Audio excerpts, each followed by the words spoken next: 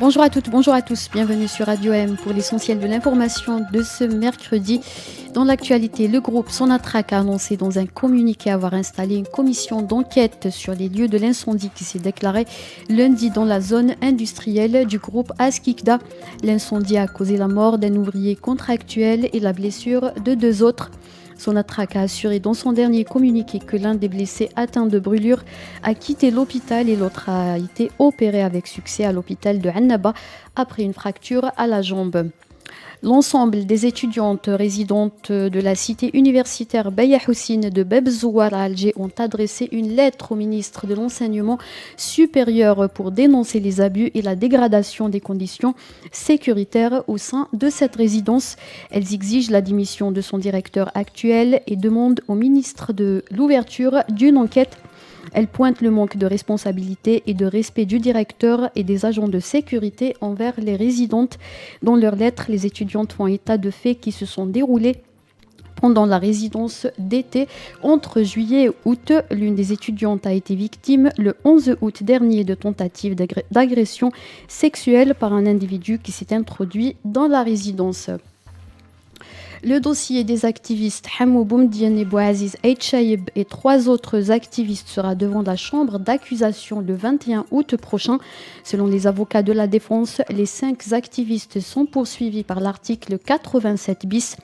Hamou Boumediene est leader d'un mouvement qui appelle à un statut spécifique pour la région Kabylie, appelé le Rassemblement pour la Kabylie, tandis que Bouaziz est leader du mouvement Akel.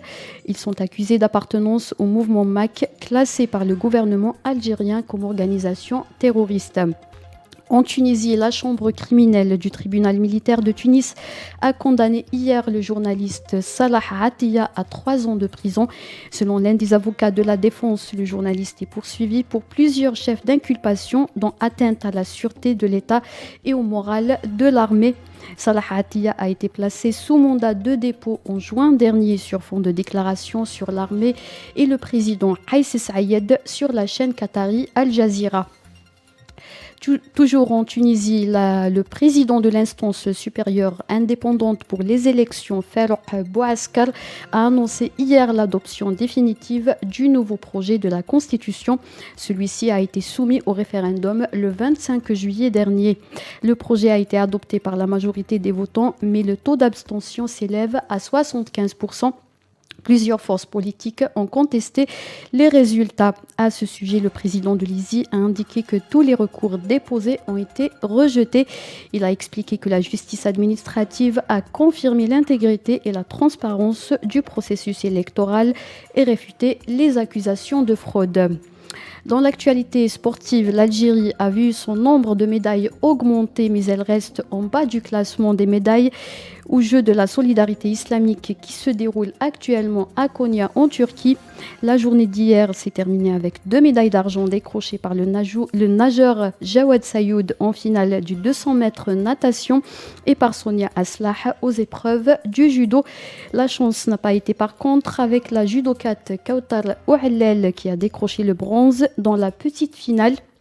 Au total, l'Algérie a obtenu 25 médailles, dont 7 d'or, 9 d'argent et 9 de bronze. C'est la fin de ce flash. Pour plus d'informations, n'hésitez pas à vous abonner à notre chaîne YouTube et consulter nos 2 sites internet Radio M et Maghreb Émergent.